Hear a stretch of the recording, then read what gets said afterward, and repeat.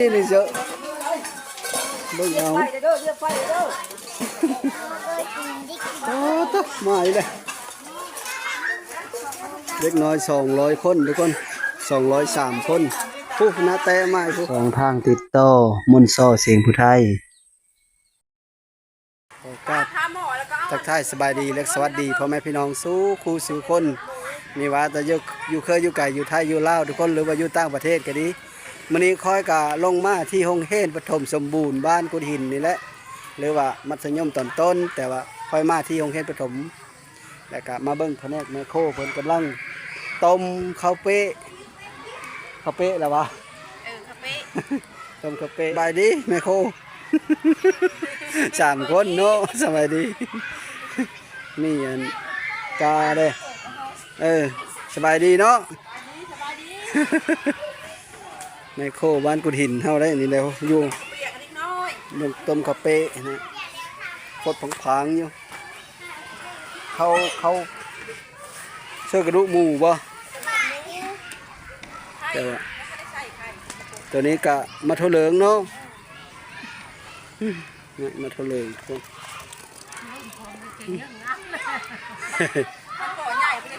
เน้นเลยมาเท่าเหลืองลูกหมูต้มข้าวเป๊ะได้ข้าวเป๊ะมิดข้าวเจ้าหรอวะข้าวเจ้าหม้อละคู่นั่นแหละคู่ละหม้อละคู่โอ้หม้อละคู่แล้วก็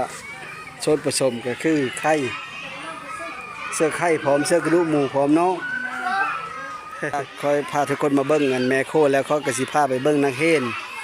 ที่กำลังพักผ่อนอยู่ซึ่งที่สิมากิน2 หม้อใหญ่น้องบ่น้องตา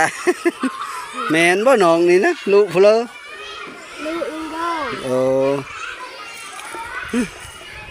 อันนี้ก็คือโรงเรียนอนุบาลหรือว่าโรงเรียนห้องปอกเกมทุกคนอยู่บ้านกุดหินก็ติดสิภาพไปเบิ้งเล็กน้อยนักเรียนนี่กัน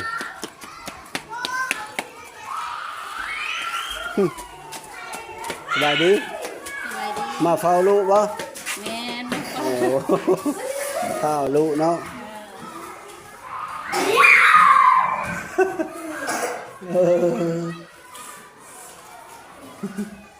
สักคนอยู่นี่นะเฮาห้องนี้นะสักคนฮะสิเลยคู่เด้สาวคู่เด้มาจากเลยเฮ้ยสองอยู่คู่ท่อบ้างอยู่คู่ท่อเนาะ2 ห้องนี้เด้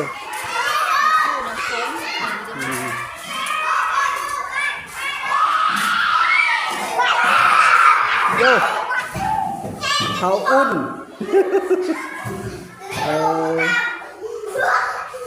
ห้องไปเลยนี่ห้องไปเลยห้องอนุบาล3ติดแจ้งห้องแล้วติดแจ้งขึ้นแล้วว่ากันไปเพราะว่าไปหาห้องติดแจ้งแผลวุ่นแสดงว่าเขามาดิ้นห้องนี้เนาะผู้ใหญ่เขาอยู่ห้องกว่า1 คนไปเบิ่งน้ำกันทุกคนห้องกว่า5ทุกคนสบายดีทุกคนสบายดี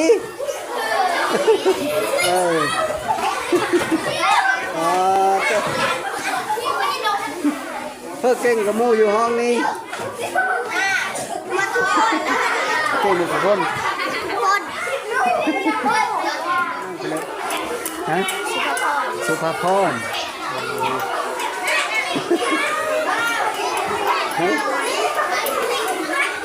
เก่งเด้อเต้เท้าติวก็อยู่ห้องป .5 เลยเนาะเต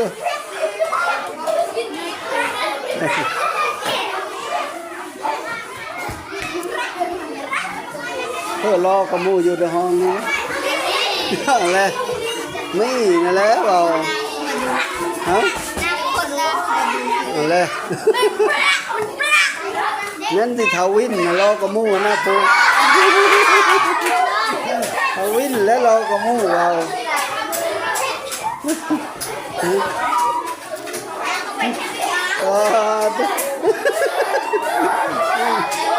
แล้วก็พากันละง่ายแท้นะเขาเป็นคนรอ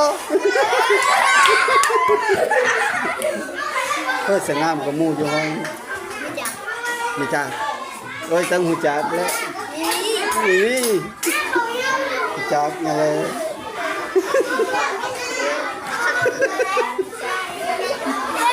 โอเคไปกันเด้อขอบใจเห็นเก่งเด้อทุกคนเด้อเอาเฮ็ดเพื่อนนั่นนะเฮ็ดเอาเลยเฮ็ดอะไร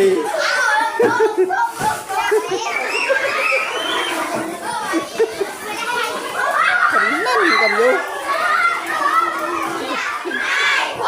โอ้ได้เลยนะ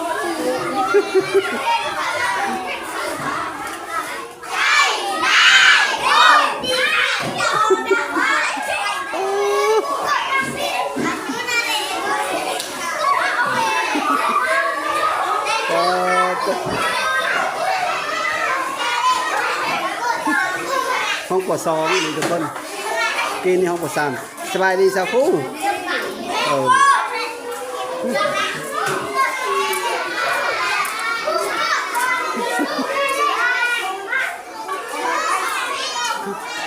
านั่งโต๊ะ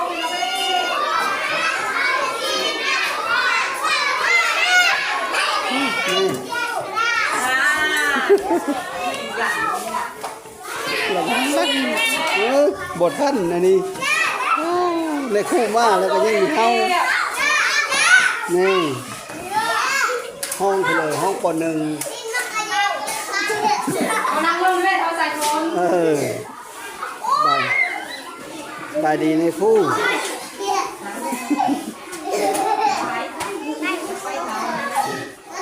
ทุกมาโมนาโมเอาเลยเนาะเอามาเนี่ยกับชูไปดิเฮ็ดวิชายัง ชาติ ภาษาลาวเอาวิชาคณิตศาสตร์เดี๋ยวมีเรื่องภาษาลาวเขาได้เห็นนะเด้อเอาคณิตศาสตร์ขึ้นมานี่เฮ็ดวิชาคณิตศาสตร์เอาเป็นขึ้นมาแต่ละคนนะนี่ก็คือน้องๆนักเรียนบ้านกดหินห้องป .1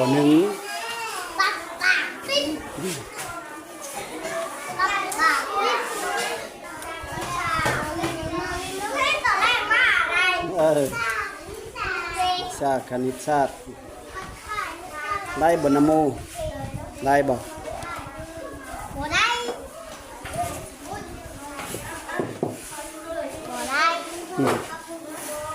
แน่นอนเท่านโม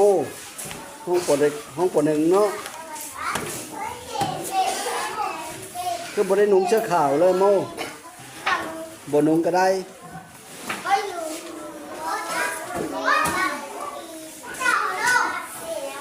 เขาอุ่นก็บ่ได้นุ่งเลยป .1 ยังบ่ได้เฮาเกณฑ์กันเลย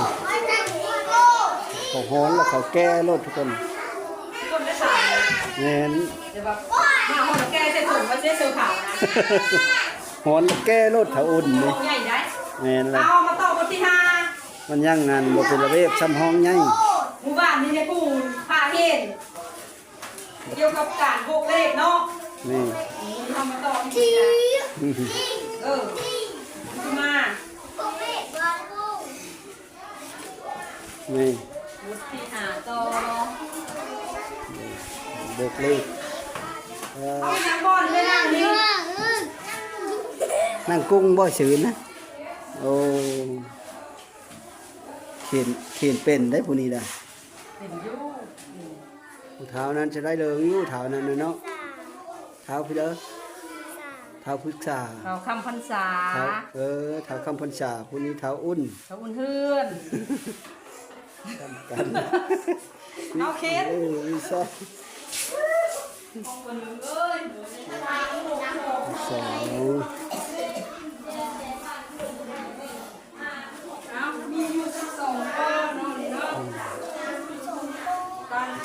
ตอนนี้ก็กำลัง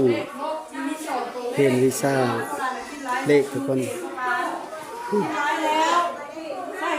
เรียนวิชาคณิตศาสตร์ห้องป .2 นที่หลายต่างทำตามทำเป็นผู้บ้านแก่หมู่ก้นหมู่บ้านเด็กลูกเด็กลูกถ้าพ่อบอกแกคุณลายอยู่ในกระดาษคุณเนาะนี่ก็มาการพบผ่านสิ่งที่มีชีวิตคนเฮามีสิ่งที่มีชีวิตสามารถเกินวัยไปมาได้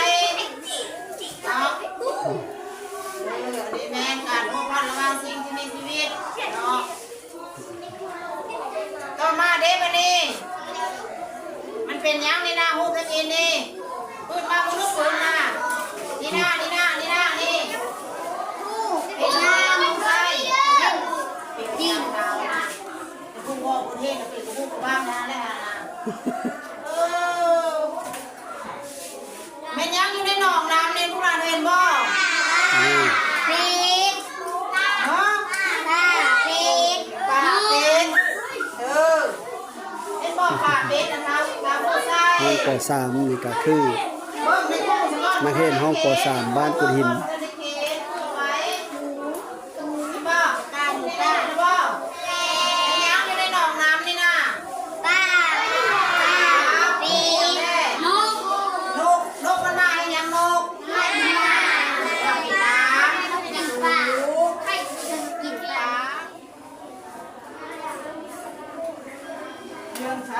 ตีคอ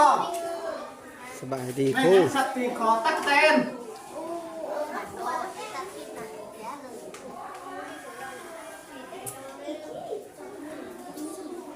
เป็ดกุ้มแบบนี้เนาะ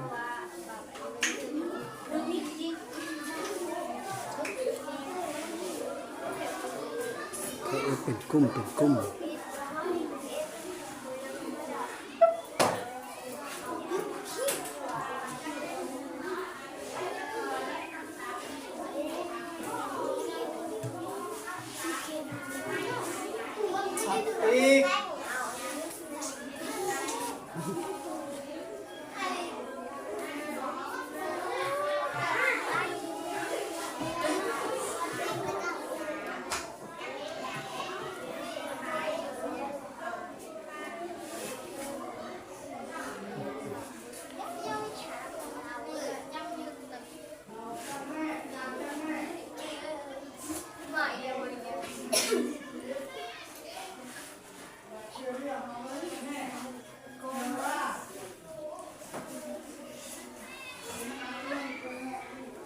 นี่ก็ห้องป .5 ทุกคนนักเรียนห้องป .5 เป็นระเบียบเรียบร้อยสุคน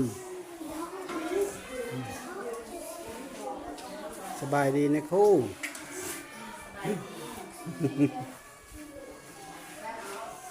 อันนี้เขาก็พาทุกคนลงมาเบิ้งนักเรียนอยู่บ้านค่อยนะเขามีแต่ไปท่ายอยู่บ้านอื่นแหละมือนี้แหละค่อยละพาพ่อแม่พี่น้องลงมาเบิ้งซุ่มน้องๆนักเรียนบ้านค่อยเองบ้านกุดหินทุกคนตอนนี้ก็ห้องอนุบาลห้องโปรเกมก็พากันเลิกแล้วเอามากินข้าวต้มหรือว่าข้าวเป๊ะอะไรทุกคนก็ไปเบิ้งน้ำกันแต่ว่าห้องใหญ่ขาห้องคนหนึ่งขึ้นไปหาห้องป .5 เนี่ยยังไม่ทันได้เลิกทุกคนไปเบิ้งน้ำกันเลยมันเลย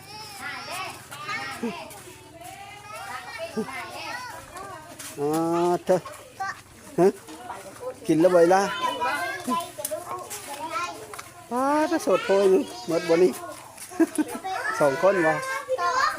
เรามือรู้บาน ไปไหนเนี่ย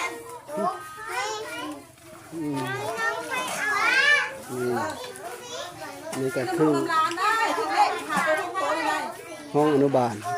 เพราะปัดคาบโบ้งอยู่ละสบายถือเนาะ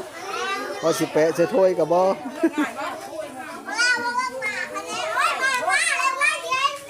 สบายดีดูนกเป็นบ่สบายดีบ่เป็นช้ำเชิญมาคิดเจียวเลยเล็กน้อยกินบ่ได้เชิญกันดิแซ่บบ่เนี่ยอมโบ้งคักหลายมันแซ่บโพด นักอายบ้าง แซ่บบ่มันยังหอนบ่ กันมาเฝ้าเอาลูกเอาเต้าเพื่อมันแหล้ว สบายดีในครู่ สบายดี จะคนนักเรียนอนุบาล เฮ็ดสิอยู่5-60ผู้แลหันยามเกี่ยวข้าวแล้วคนน้อย โอ้ยามเกี่ยวข้าวแล้วเขาเจ้ามีผู้มาเฝ้าเนาะ มีผู้เฝ้ามาแต่ผู้ใหญ่นะซุ่มมัน4-5 ปีเขาลงมาเองได้นะหลาย แม่น กัน3 ปี 4 ปีแล้วเขาไม่มาเฝ้าเขาการเกี่ยวข้าวเราไปนำ อันหัวจักบ่ทั้งหมดทั้งมวลนับแต่อนุบาลขึ้นไปเนี่ยประมาณเท่าเลยนักเรียน 203คนปีนี้นะ สอง ทั้ง ร้อย บ้านทั้งประถมนะ 203คนโอ้ หาเนาะ โอ้อนุบาลทั้งป .5 นะ203คน 200กับ3คนอันแต่ละมื้อนี่ได้สารต้มมันกินพี่เลยฮันนี่เนี่ยเพลงพ่ออยู่บ่ มีอยู่เพียงพ่อก็เลยแล้วคนละ เยอะอันอาหารกันอันนี้ก็ซื้อกระดูกหมูแล้วกันมีเพียงพ่อก็เลยแล้ว เสื้อกระดูกหมูเนาะแต่ละมื้อ ซื้ นะ อกระ เนาะ ดูกหมูเสื้อไข่ โดย โทษเนาะ คนกัน มื้อพ่อมื้อบ่พ่อบ่ ลวกหัวเด้อลวกขาเด้อลวกขาเด้อ โดยแต่ว่าอันเลออยู่หั่นแต่ว่ามันบ่พอรสชาติของมันนี่เนาะ รสชาติทั้งข้าวเสพเยอะเสพหลายมากค่ะงบพี่พ่อ แนวประกอบเสื้อเฮาต้มข้าวเปะเฮาก็ต้องมีกระดูกหมูมี ข้าวละหลายข้าวนั้น เลย เพียงพ่อแต่ว่าเฮ็ดซื้ออาหารซื้อมันเยอะเลยนะ เลยอันนี้ก็คืออันของโครงการเพิ่นเนาะของโครงการอาหารเพลงบ้านเฮา ข้าวเงิน คู่มือได้เนาะ เฮ็ดคู่มือแต่ง คู่มือแต่งคู่มือแซ่บบ่แซ่บห้องเลยห้องเลยตัวนะ ดอกเพิ่นนะแม่บาน ห้องอนุบาล เบาทันแจ้งจาน เอ แจ้ง คนเว้าบ่แจ้งเนาะสองคนป้อนหมดถ้วยนั้นก็พอแห้งแล้วว่ากันยางอยู่นี่เชอะท่านนี้ แจมันดัดบ้า ท่านได้เย็นเนาะแซ่บบ่ล่ะแซ่บบ่แซ่บนี่แซ่บบ่แข่งนำบ่อนหลังถ้วยหลังโบงนี่แหละทุกคน มาแล้วได้บ่านี่แต่เอามาห้องหนึ่งเลยเยยไปเสิร์ฟหม้อข้าวต้มพุ่นแล้ว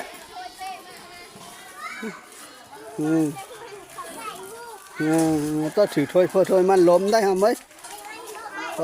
ธอชิโร่น้ำโม กินพูดได้ กินชิโร่เด้บาดนี่ กินที่โกกไหม กินอยู่กองไม้พุ่นโอ้แซ่บบ่ฮะ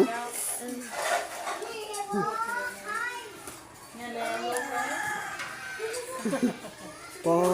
จะหมดบ่นี้นะหมดบ่ปอจะหมดมีสัญญาณเลย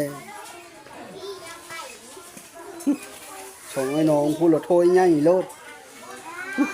เข้าไปแล้วมากครับเพราะกะสิซีมึงรสชาติของมันทุกคนว่ามันสิแซ่บจำเลยนะแซ่บซีมึงก่อนนี่แหละคน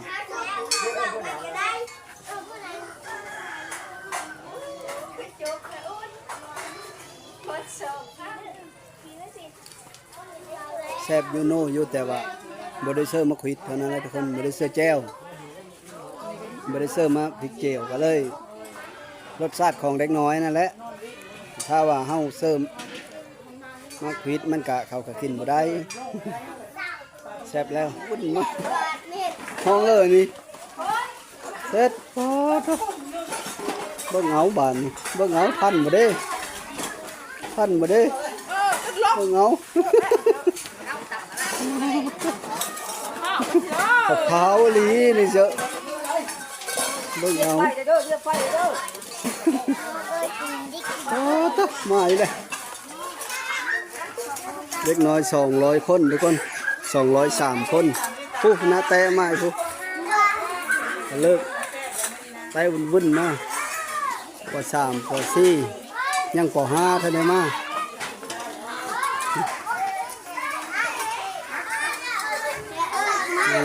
ตะขลุกอยู่ล่อคิ้วตักมาเอาโบงอยู่นี่เนาะเอาโทยอยู่คนแล้วมาเอาโบงอยู่นี่จับโทยเพื่อโทยมันโบงเพื่อโบงมาจัดไปบ้านนี้ไอ้คู่ตักเฮอ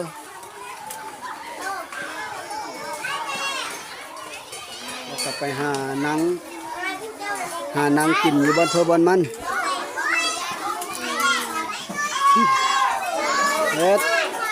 สมเนาะกันแล้วบาดนี่ หิมายังลายอยู่ดอกสองหม้อย่อมพุ่นบ่หมดอย่าพาวชนะกันได้เด้อเดี๋ยวถ้วยสิความผู้ใดแล้วก็ถือถ้วยไป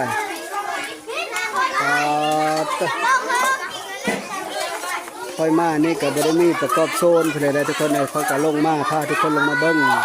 เพื่อพ่อแม่พี่น้องเบิ่งนํว่าดูหลานบ้านเฮาเป็นแนวเลยนะบ้านกุนหินบ้านไทยเองทุกคน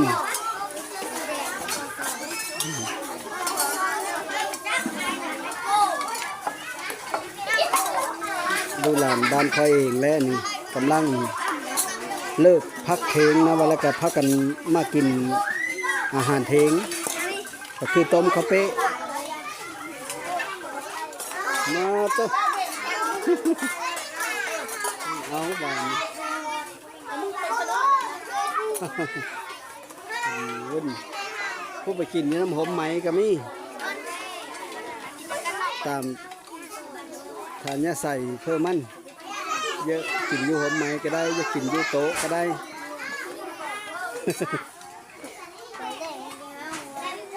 แซ่บบ้าแซ่บนี่นั่งไปเลยฮะ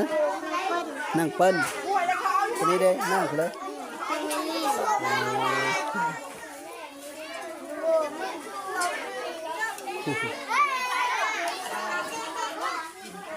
เอาพักจะเอาพักเลยแซ่บป่ะนี่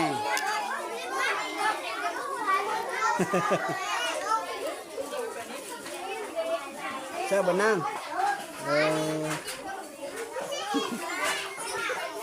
หมดไปเอาไหมกะหมดบ่นี้หมดบ่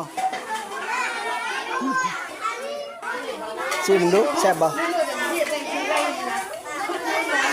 นี่แซ่บเลยหมดบ่นี้หมดเนาะ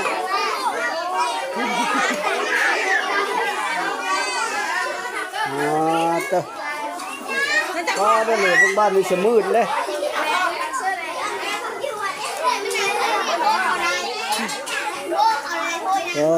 ตัว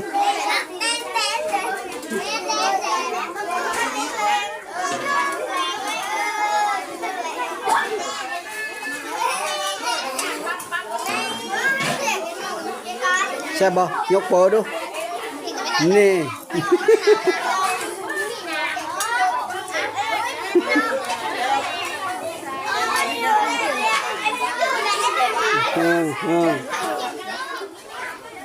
นี่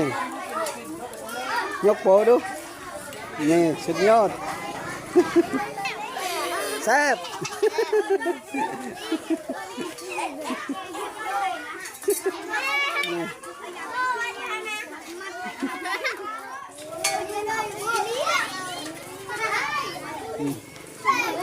แซ่บบ่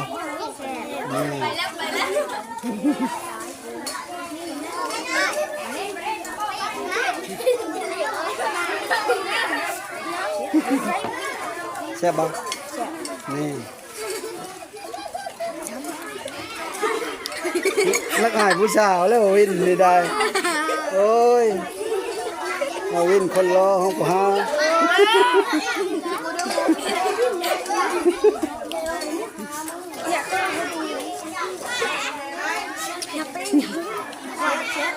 ช่วงนั้นปัดไปยุ่งผมใหม่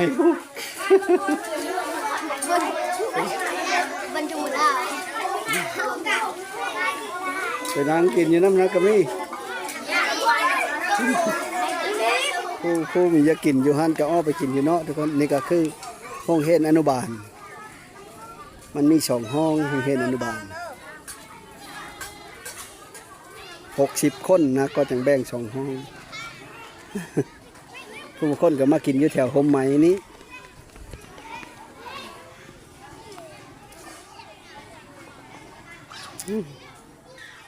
นั่นมื้อนี้ขอกราบพาทุกคนลงมาเบิ่งห้องเฮ็ดอันปฐมบ้านกุดหินทุกคนเมืองอาสาพรแขวงสวรรณเขตพ พาพ่อแม่พี่น้องลงมาเบิ่งการกินอาหารเทงของน้องๆนักเรียนอยู่บ้านคอยก็คือทางโครงการเพิ่นมีอาหารเทงคูปีทุกคนตั้งแต่ปี 2015พุ่นแหละทุกคนหรือว่าปี 2013บ่พอยก็จื้อบ่ได้ถามครูเพิ่นว่าเพิ่นเฮ็ดมาปีเลอะแท้นั่นถ้าปานนี้และบ้านคอยนั่นนะ อันนี้ก็คือโรงเรียนประถมสมบูรณ์อันทั้งพุ้นก็คือโรงเรียนมัธยมตอนต้นทุกคนฮอดมีฮอดม.3 อยู่บ้านคอยนี่นะกันม.4 แล้วไปต่ออยู่บ้านนปอดนะอยู่ในบ้านนี่นะมีแต่ขาม.3 ลงเพราะว่าฮอดม.4 ม.5ฮอดม.4 ม.5 ม.6 ม.7 แล้วไปเฮ็ดอยู่จุดสุ่มนปอดอยู่นี่นะมีแต่ขาม.3 ลงทุกคนถ้าว่าม.3 ม.2 นี่เฮาหรือว่าม .1 นี่เฮาสิเฮ็ดเข้าไปเฮ็ดอยู่นปอดสิไปบ่ได้เพราะว่าทางก็ไกลเติบนะระยะทางก็4 ลักก็เลยเฮ็ดอยู่บ้านนี้เพราะว่ามันเป็นบ้านใหญ่แล้วก็มี2บ้านมีบ้านกุดน้ำแหลงแล้วก็บ้านกุดหินนะนี่ครูสบายดีสุขคน อันเฮาเลี้ยงอาหารเทงนี่เนาะจักปีละชื่อได้บ่ ตั้งแต่ปี 2013 2013เนาะ ปีทับอิฐ ปีทำอิฐเนาะแม่นเลยอยู่บ้านเฮานี่เนาะขาปี 2013 มาฮอดปี 2025แล้วเนาะ ปี 2025แล้วได้ แม่นก็ หลายปีเดิมแล้วได้ คู่มือเนาะนับแต่มือเฮาเฮ็ดมาจนเซ็งจบ เจ้าเป็นฮอดพุ่นแล้วฮอดทายเดินห้างพุ่นแล้วเพิ่นจะปีดหมดการกินได้ โดย ตาเพิ่นไล่มาเลยก็ได้เอาใบ โดยคู่ปีเนาะ ปี ตั้งแต่ปี มาสูงระยะ 2013 2 ปีตั้งแต่2023มา24 25 โดย 25เนาะเพิ่นไล่เงินรัฐบาลซอยนะ โดยแม่นเลย แต่ปีนี้นะเพิ่นซอยฮอดโหนึง 5,000 กีบ โดย ซอยนักเรียนนะซอยนักกินนักเรียน โดยนะ ทางเพิ่นบ่ได้เฮ็ดคู่มือดอกเพิ่นก็ได้ คือเฮ็ดคู่มือเนาะ เจ้า โดยนะขอบใจหลายๆเด้อครูเด้อ โดย มา ขอบ ส ใจ นับ ห ส ลาย นุนได้ละบ่เฮ้ยทางพี่ โดย ก็ได้ ๆจังว่านี่แหละ ท่าน เอา มี ถึ นี่ งมาซอยได้ทางรัฐบาลคือก็5,000กีบโดยมีโตมีถึงแล้ว โหหนึงเนาะต่อโหคนหนึง โอ้คนหนึง โดยมือหนึงเนาะ เจ้ามืออยู่ในห้องตัว โดยกะซ้ำนี้แหละคือว่าสมโคนอยู่กะได้ผู้ละถ้วยแต่ละมือ โอเคขอบใจหลาย เฮ็ดกินข้าวแล้วก็ไปหากินข้าวแล้วจะเฮาก็ได้ ๆโดย เจ้า บ้านนี้เนาะ จะเมื่อแล้วบ้านนี้แต่เยอะๆเมื่อเลยกินข้าวหานเทียงแล้วก็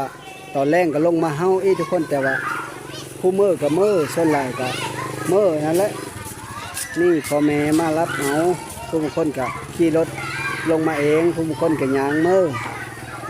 ก็บ่ได้ไกลจากบ้านมากก็ดิ